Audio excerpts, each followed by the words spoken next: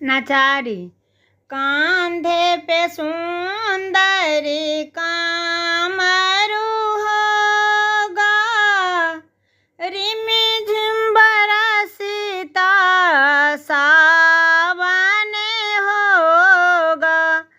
सब कमरथुआ मिल के हम गंगा जल चढ़ाएंगे, भोले बाबा से अर्जी लगाएंगे।